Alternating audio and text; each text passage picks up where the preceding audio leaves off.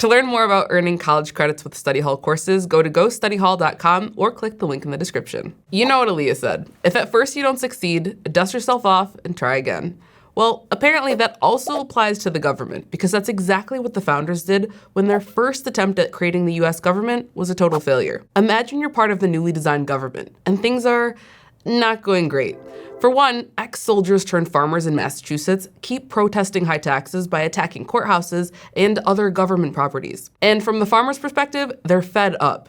They were underpaid during the Revolutionary War and now face higher taxes than ever. And in many cases, they even face foreclosures and arrests for lack of payment. You'd think the national government would step in and try to handle the situation, but it can't. It can't even create an army. Everything spirals out of control, and we end up with a full-blown Shays Rebellion, which was eventually, violently, put down. And who's to blame? The Articles of Confederation. The Articles were our first attempt at unifying the original 13 states, but when it comes to the foundational documents, they're overshadowed by the more popular, better-looking Constitution. And the only time they get attention is when people want to point out their failures. But that doesn't mean the Articles weren't really impactful in terms of shaping how much power the states versus the national government have over our lives. Hi, I'm Carmela Boykin, and this is Study Hall, Power and Politics in U.S. Government.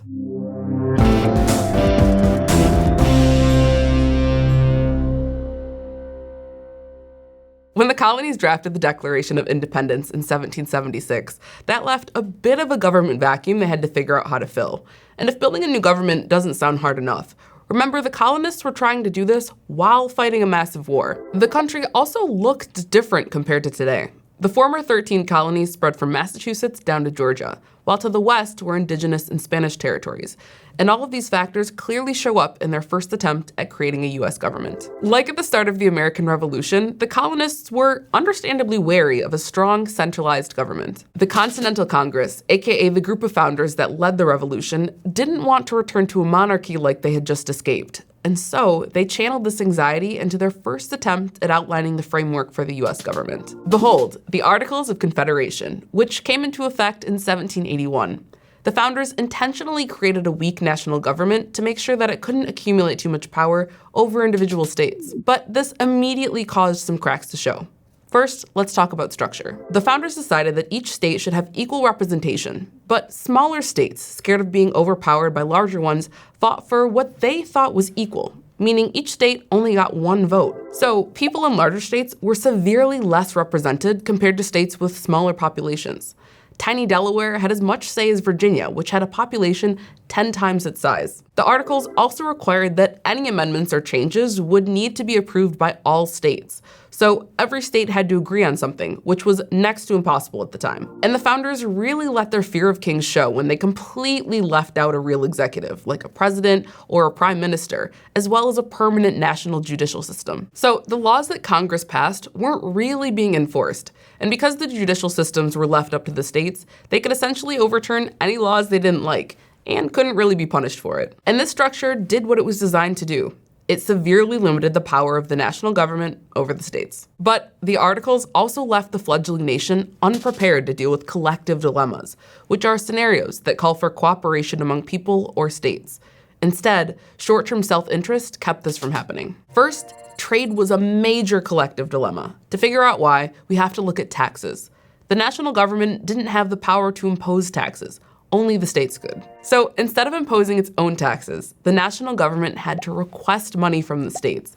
But because there weren't any consequences, this monthly Venmo request was often overlooked. With an underfunded national government, the country couldn't afford to pay back its debts from the Revolutionary War, and that made other countries wary of this new, seemingly unreliable collection of states. So they weren't super excited to trade with us or lend us money. The severely weakened national government was also powerless in keeping states from implementing trade barriers like tariffs between each other. So dealing with money in general is another collective dilemma. Under the Articles, each state minted its own currency, which wasn't really accepted in other states. And war is also a big collective dilemma.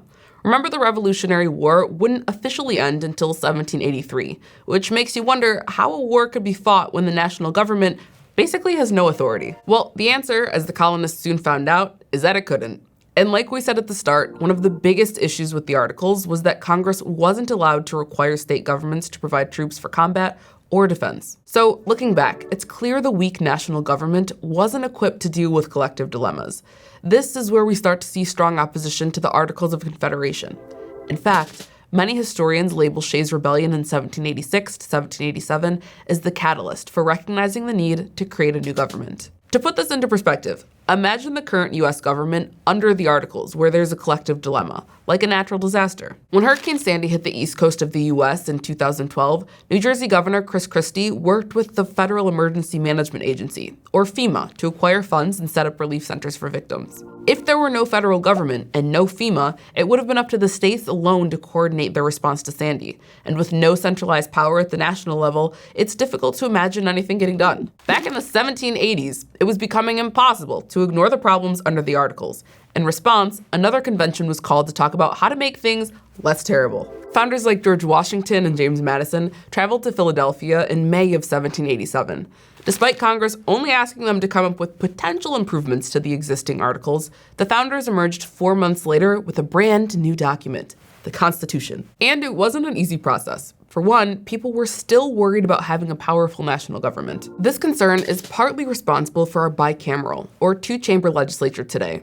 The two chambers of Congress are the House of Representatives and the Senate, and they share power to create and pass laws through checks and balances. That being said, the Constitution still gave significantly more authority to the national government than it had under the Articles. Like, if we look at Article 1, Section 8 of the Constitution, Congress can impose taxes, regulate interstate and international trade, mint national currency, regulate patents, declare war, and raise funds for that war. And despite their fear of having an all-powerful leader, the Constitution calls for a president who leads the nation by enforcing laws and leading war efforts.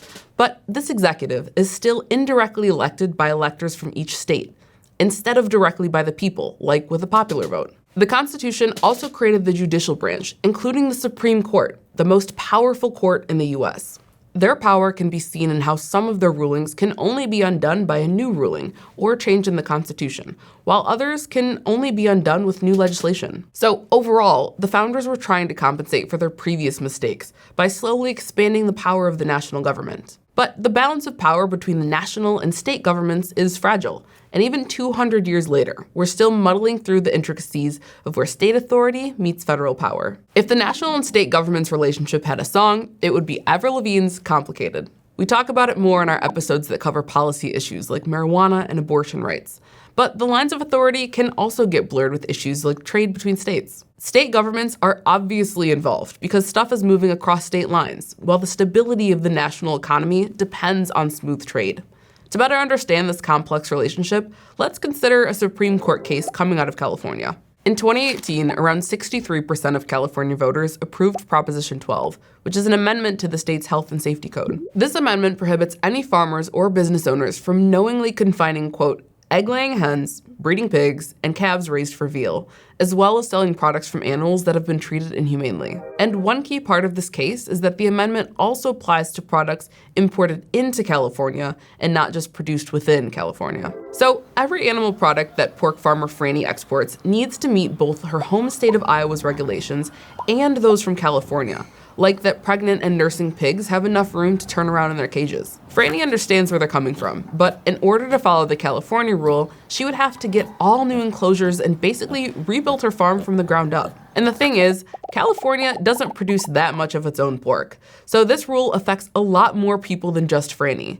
She and others from the animal agriculture industry were frustrated by having to keep in line with both sets of regulations. And the US has something called the Dormant Commerce Clause, which is sort of like the judicial flip side of the Constitution's Commerce Clause.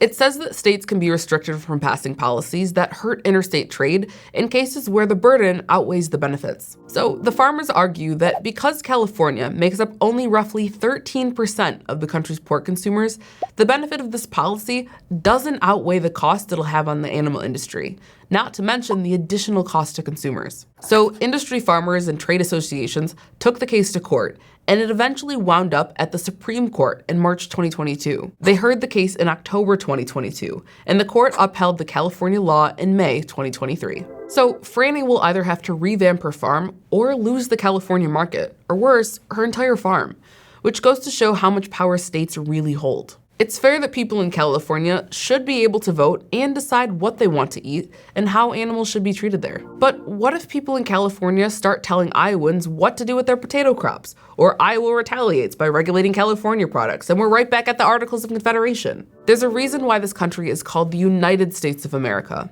The 50 states have their own systems and identities, but they're all tied together via the federal government in Washington, D.C. The Articles of Confederation were an early attempt at creating the country we have now. If we still just had the Articles, we wouldn't even be discussing the court case out of California. They could just do as they please. But it's clear why we need to have a stronger federal government to do things like trade effectively between states and raise armies in times of war. The Articles were written as a solution to a newly established country in crisis, and they definitely missed a mark in a few key areas.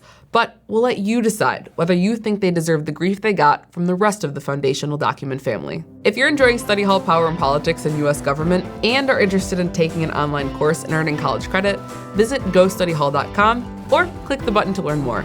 Thanks for watching, and see you next time.